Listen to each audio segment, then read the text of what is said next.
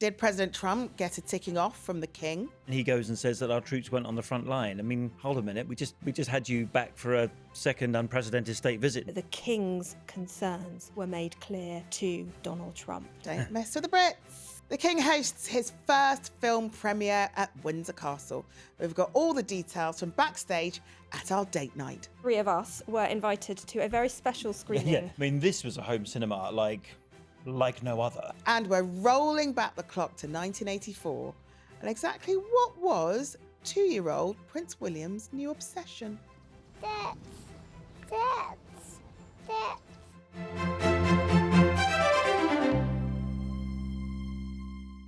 Hello and welcome to Talking Royals. I'm Shani White and Chris and Lizzie are with me.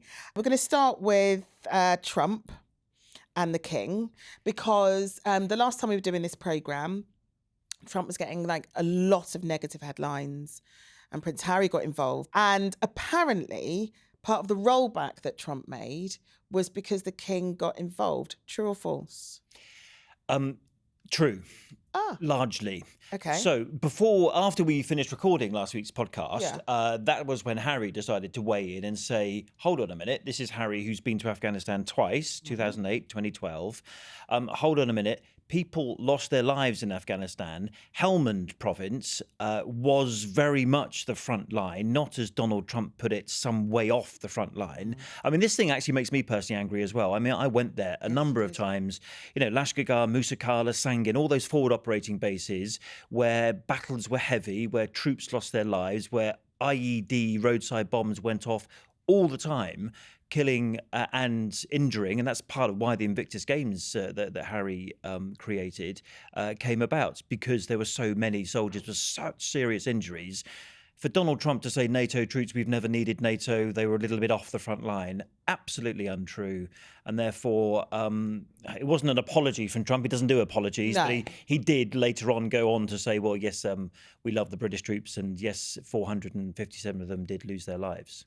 But so where does the king come into this then, Lizzie? So Friday, as Chris says, Prince Harry put out that statement. Of course, very, very personal to him, having served twice in Afghanistan. And then a story in the papers over the weekend in The Sun saying that Keir Starmer had a conversation with Donald Trump. We know that happened. But during that conversation, the king's concerns were made clear to Donald Trump. Now, the king is commander-in-chief of our armed services, and he can't publicly wade in, he can't release a statement, but he can talk privately. And I think we haven't had any suggestion that story is not true. Well, obviously he can't publicly wade into anything, but I guess this is a situation where Prince Harry doing what he did in terms of not being a working royal, the impact that he could have by doing a direct statement and explaining exactly why that was wrong and talking about the sacrifices that were made, that I would argue has more impact on a public sphere than, say, a private conversation that we're not allowed to know the content of. Yes, but it's because they are in entirely different, situations. The king has a constitutional role as head of state. He's not allowed to wade into sort of political arguments. But I mean, my view is this isn't a political argument. It's not a political argument. It's what's fact. Helmand province was the front line. Yeah. More than 450 members of our armed forces, men and women, gave their lives. A lot of blood was spilled in Afghanistan by British troops. Yes, Americans lost more, but actually proportionately, if you look at how many troops were sent versus how many there were killed, it's countries like Denmark who actually had the biggest proportionate number of casualties. So, and the British one was very high as well. So, just not true. But you're right to say that we've got Harry and the King very much aligned here. My understanding is they didn't talk to one another about it, but they're very much aligned and very much pushing the same agenda. Yeah. And the reality is, look at what year we're in. It's 250 years of American independence. Yeah, I know where you're going. You're going to say, should the King go to America? Well, no, I wasn't about to say, should the King go to America? This is something that President Trump has to be mindful of. Is by having the King and Queen fly in, which we assume that they will, to be able to join in those celebrations and commemorations and all of that stuff. That can't happen if he's going to do the thing which completely goes against everything that the British have been fighting for, for freedom and for peace, and pretend that their sacrifices never happened. You can't do that and then expect to have the King and Queen up on a podium somewhere at the White House celebrating 250 years. Those two things can't happen. That's got to be something that President Trump is mindful of. Yeah, now this visit hasn't been formally announced. It hasn't been formally confirmed, but we do expect the King and Queen to travel to America for the 250th anniversary. And there were calls after Donald Trump made those comments for them not to go, for that not to happen. Donald Trump was here last year. The red carpet was rolled out for him. And, that we know how much the Donald Trump loves being around our royal family. For him to have a visit from our royals would mean an awful lot. It does raise the question, was it worth it, having that state visit, if this is the results? Donald Trump not only threatened to put tariffs on the UK because we were not aligned with him on Greenland, and then he goes and says that our troops went on the front line. I mean, hold a minute, we just had you back for a second unprecedented state visit in September. It's probably a good lesson for Donald Trump that there are ceilings here to the things that you can say about certain countries. And actually, if he quite likes the idea of having, gives him a huge status, having the state visit and then also having the King and Queen potentially coming to visit this year, that gives him a huge amount of status, which is very important to him, as we know. So he must realise that the King and Queen are not the people to mess with. They'll let you get away with a lot of things. Don't mess with the King and Queen. But, when it comes to things that he cares about, it's not worth trying to get into that because he will just shut you down. I mean, Lizzie's just made the point that this visit to America hasn't even been announced. And I remember at the end of last year, we were all saying, well, if we talk about it enough, perhaps it will happen. It looks like it's pretty much nailed on. My understanding is it's going to happen in April. And when I spoke to some sort of quite senior government sources, they were saying, well, look, it's going to go ahead because actually the visit is for the American people. It's not for Donald Trump or whoever happens to be in the White House at any particular time. Well, yes, you could argue that point, but the visits for the American people, so for the King not to go would be a snub to the whole nation rather than just to the office of the White House. You don't mess with the Brits. Don't mess with the Brits. Don't mess with the King. But the facts are lots of lives were lost. It was a front line. And actually, the bigger point here is the only time that we've ever invoked Article 5 of the NATO treaty, which is an attack on one is an attack on all, was after 9/11. So the only time it's ever been triggered in the whole of NATO's history was to help America. So I just think those words from Donald Trump, they crossed the line for so many people in the military community, of which Prince Harry is still a part and still very much respected, were incandescent. But it's also a lot of the American military, a lot of them spoke anonymously, and a few who are now retired are speaking quite openly in especially the American press. And they were serving alongside NATO soldiers, and they were also incandescent at what was being said. And it feels a little bit like an own goal for Donald Trump because he knows just how much the military means, not just to the Americans, but to everybody globally, because we're talking about troops who put their lives on the line. So it feels like a really silly mistake for him to have made. And remember, the reason why the Invictus Games was even invented, because Prince Harry was being brought back from Afghanistan in a military plane. In front of him was the coffin of a Danish soldier. All around him were British soldiers in very, very serious conditions going back to Birmingham for hospital treatment, and he thought we need to do something about these soldiers who have been so seriously injured.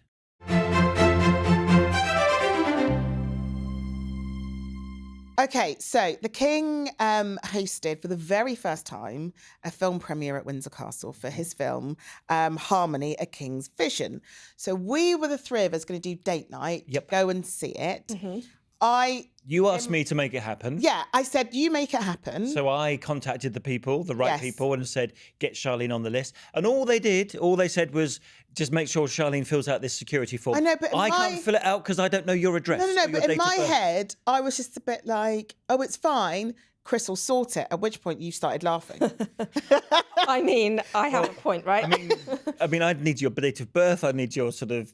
It's fine. Your family name. They can't just have anyone wandering in the. In my head, I sort of thought it'll be fine. So in the day before, I messaged you and I emailed them and I was like, oh, I'm ever so sorry, but I've passed the RSVP date. Is it still fine if I come tomorrow? You didn't just miss the RSVP date. It was like 2 weeks before or something because they needed to do the security.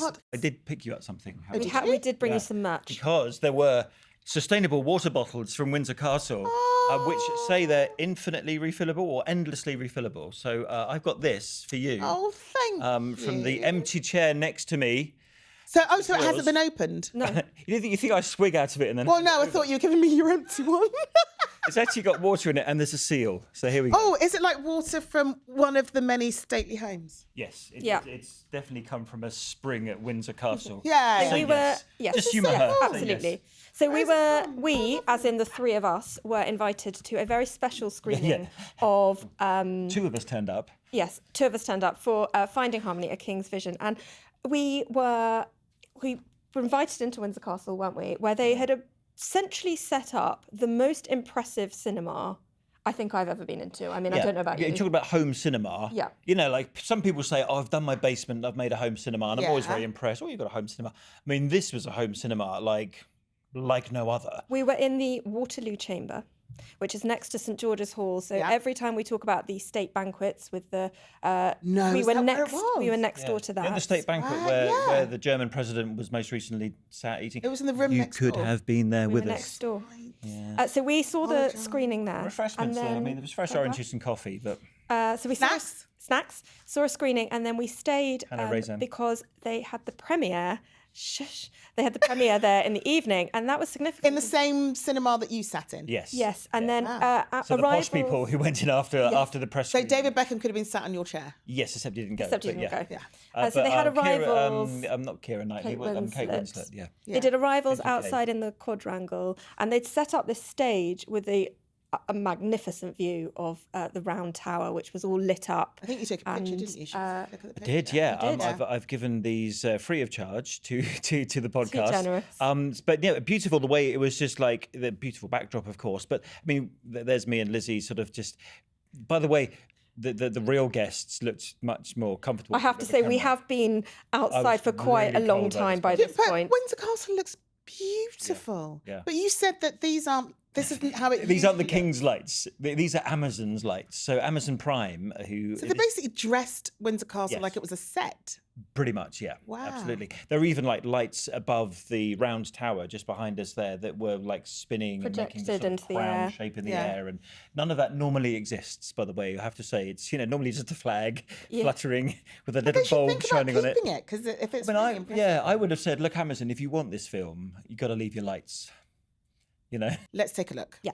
Now, I have dedicated much of my life to the restoration of harmony between humanity, nature, and the environment. The King's Foundation is participating in a landmark documentary chronicling His Majesty's commitment to the concept of harmony. We are nature ourselves. We are a part of it, not apart from it. I think we need to follow harmony if we're going to ensure that this planet can support so many. It's unlike it as anywhere else. Unlikely there's anywhere else. I like it. It's a really powerful trailer for that. Yeah, it is basically a deep dive into His head.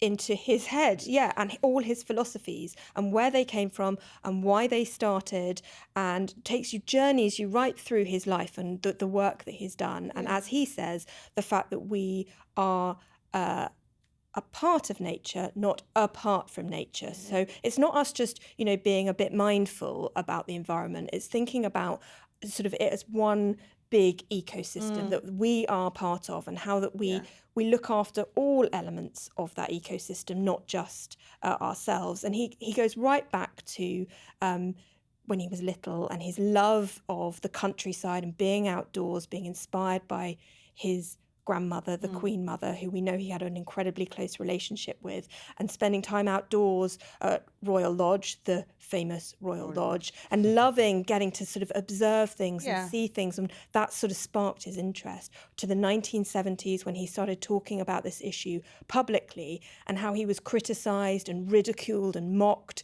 But he realised, he says he was absolutely determined and knew that this was something he really wanted to And all that mocking follow is in there, through. isn't it? Like they addressed the fact that he was ridiculed in the papers for being called the prince who talks to his plants, because I think he once said, when he goes into his greenhouse, he does sort of chat to them. There's a really nice bit of the film, actually, where he's walking along with a little bit of bucket of chicken feed, and he's at Highgrove, and he's kind of talking to the birds. Come on, don't be silly. You know, as you might do as you get your eggs in the morning. And there's a little sign over the chicken coop called Cluckingham Palace. Cluckingham Palace. Like I like that. You see what they've done there? Yeah, I do like to see what they've done there. Anyway, it is very much the king's philosophy, and I think that in the future, when royal historians or royal correspondents say, what was that King Charles III all about? Then, palace officials in the future will say, oi, watch this film and you'll know. It's very much about his... Yeah. Chris is right. It is very much about his legacy. And I know that there was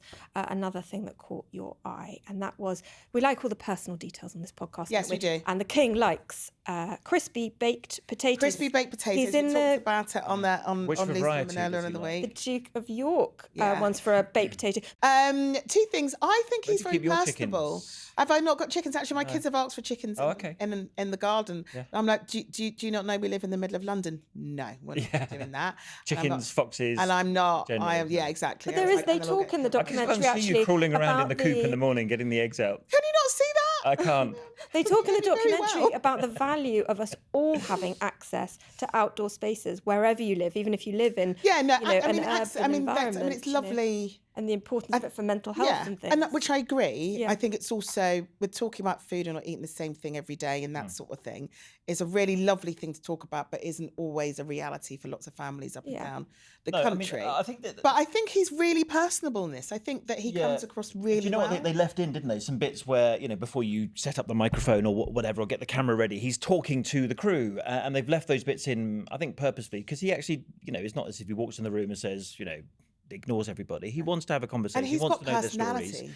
Exactly, and they've left that kind of thing in. So he came then, obviously, David Beckham wasn't there. I mean, he's had a tough couple of weeks. So, Yeah. So perhaps we not Although helpful. the cameraman who filmed the King was the same cameraman who filmed the Beckhams, so do you think that David Beckham recommended to the King that, yes, that cameraman is a good person it's to work possible. with? Apparently, he's the guy that everybody wants for these big old docos. Oh, I can't wait for his memoir. So I mean, that will be let's go and seek juicy. him out and say, so. Yeah, that will be a juicy memoir. But this isn't the Talking Beckham podcast. No, it's not talking about Although there's been a few of them in the past week. But also, if it's been filmed behind the scenes with the King as well, there are so many parallels. But who did go? Obviously, Kate Winslet is there because she narrated it. We had Judi Dench was there, Benedict Cumberbatch, Rod Stewart and Penny Lancaster were there. Yep, they were talkative, weren't they? Stanley Tucci. Do you know I have a thing? Stanley. I have a thing about brooches. I'm sort of Kenneth never Branagh. that interested in brooches. And Penny and Rod came up, but they had their photos done. They were about to walk away, and then one of the press officials came up and says, "Oh, they want to talk about their brooches." And myself and the colleague from the BBC looked at each other and thought, "Who's going to ask that question then?" And they did actually want to talk about these bumblebee brooches that were made by I think Penny had a moth of the King's Foundation. and a Rod bee had cufflink. bees, and they were made from and a students flower at the on the other King's side that they Foundation. can land on. Oh, that's so It's lovely. bizarre. But I mean, she was a big fan. And actually, Penny Lancaster said, look, he would, yet again, here's the guy everyone said was crazy.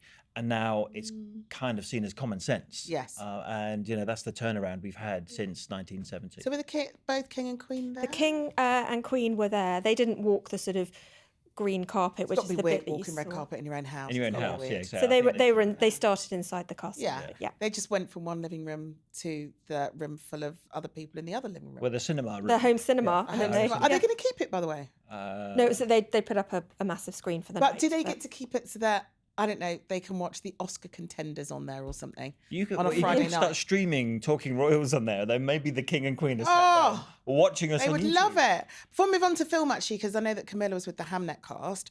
Does the King get paid for this, by the way? In a similar way that obviously Melania Trump's documentary for Amazon is coming out on this, actually this week, actually. I think it's Well, the bit of 30th competition. January. Melania or Yeah, they're all literally a week apart. But Melania, I think reportedly paid about $28 million for her documentary.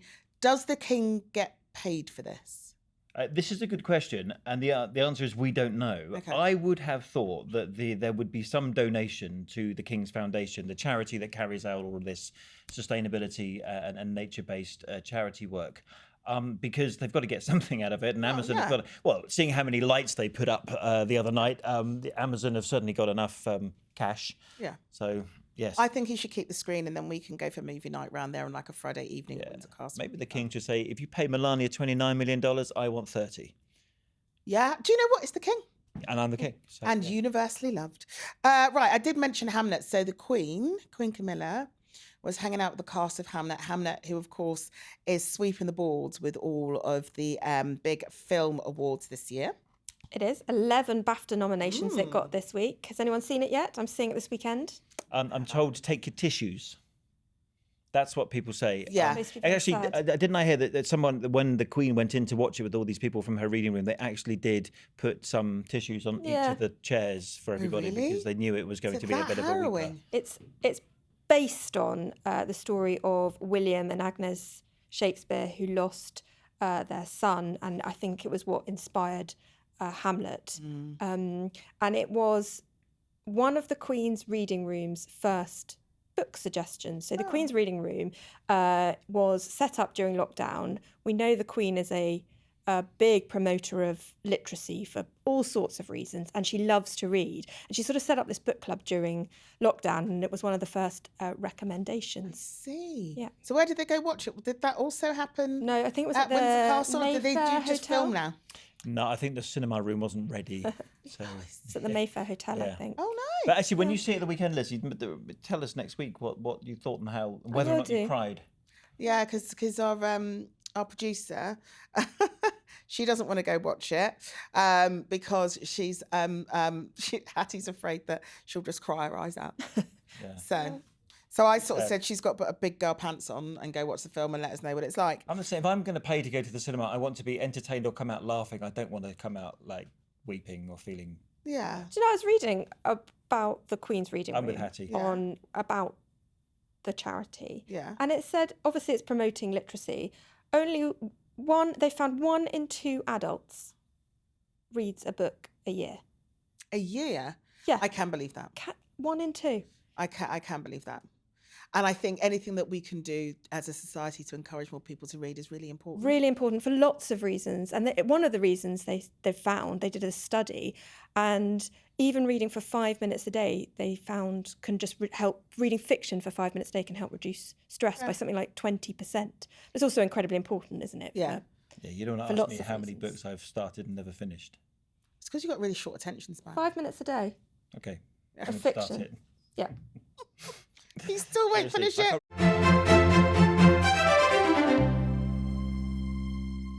Both the King and Queen met Holocaust survivors this week. They did, yes. Yeah, and where were they? They were at Buckingham Palace and they marked Holocaust Memorial Day, and they had survivors at Buckingham Palace, and they were also looking at some portraits that the King had commissioned of Holocaust survivors. But you'll remember last year he travelled to Auschwitz and became the first British monarch, first British head of state to go to Auschwitz concentration camp, and that was to mark the 80th anniversary of the liberation. And we remember, don't we, watching him? Never forget that. I mean, you can't fail to be moved by being there. I think we all were, but watching him as well, he was clearly, visibly moved by being there. Just a reminder, is that, you know, what they always say, don't they? 6 million Jews, no one's, you know, the whole point of it is every one of them was a person, everyone had a name, everyone had a family connection. Yes. You know, just to say 6 million just doesn't do it justice. But you go somewhere like Auschwitz, as we did this time last year, I'd recommend it to anybody to go to make sure that part of history, as harrowing as it is, stays alive. The emotion in his face. I remember this from last year, and to have that emotion despite having all those cameras in front of you, that's you sort of learning. I suppose he's had to learn the ability to connect with a situation irrespective of who's watching, so he can understand the emotions of it. Yeah. And that's a hugely connecting moment that he had there when he was doing it. I think so. Hugely, yeah. Especially because he'd just been in one of the corridors where they display, you know, the big piles of shoes or all that sort of hair that was collected. I mean, it's the most awful thing. And yet, as anyone will tell you, speak to the Holocaust Education Trust, we've got to keep sending children there. We've got to keep sending adults there because we've got to keep, you know, it alive. We need to be telling the story. And the theme of this year's Holocaust Memorial Day was bridging generations. And as Chris says, the importance of ensuring that these stories are not forgotten and that we continue to tell them. So many survivors have passed away, even very, very recently, haven't they? That the King and Queen have paid tribute to because of the age they are. And we do have to continue telling that story, and so we learn something and keep learning from the past. Talking of the past, we're going to go to our dive into the archive. Okay. This week, I've chosen William again, actually. I like this. You're in the archives digging around in all the videotapes. Definitely. The same way that I dig in. Do you remember what a videotape is? So, look, we found these pictures of a little Prince William back in 1984. I know they look very similar to these pictures that we played a few weeks ago for his first steps. Here he is marching into Kensington Palace Gardens for a photo call to mark his 2nd birthday. There's a kickabout with the press, and he's so fascinated by our cameras that our camera operator lets him look down the lens. He chooses the ITV camera. Introduction to the electronic news gathering techniques.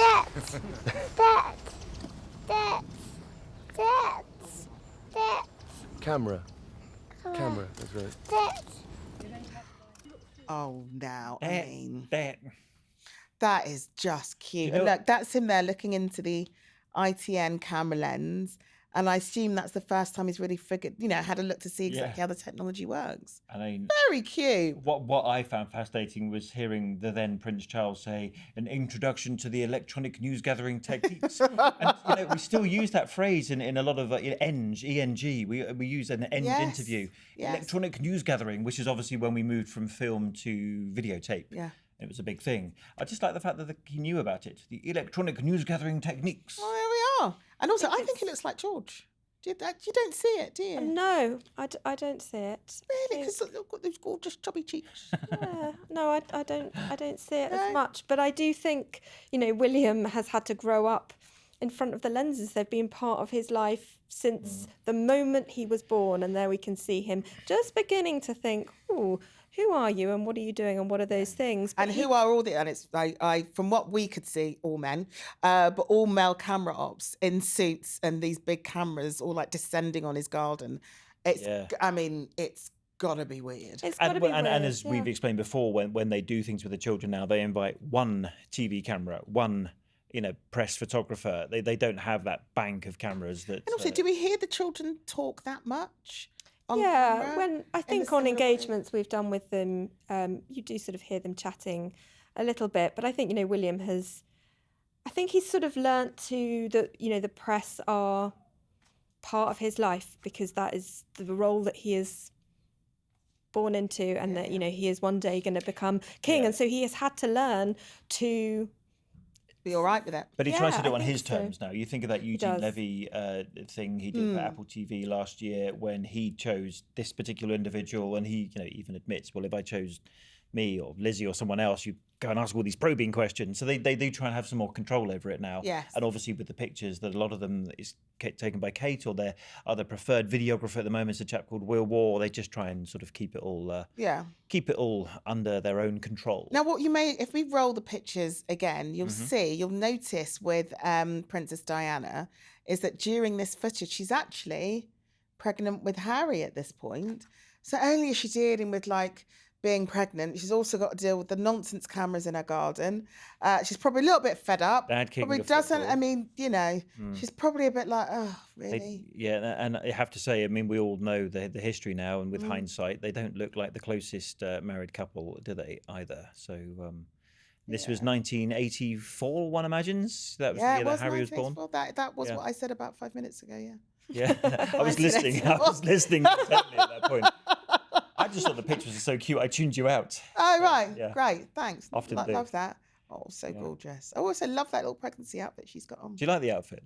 Can you wear it next week? I can imagine. Sailor? So No? I'm sure there are people that would wear that outfit now. They would just half tuck in, half tuck out. What colour would you call it? Because I don't really coral. We're not That's talking pink, colour no? schemes. That's definitely We're not.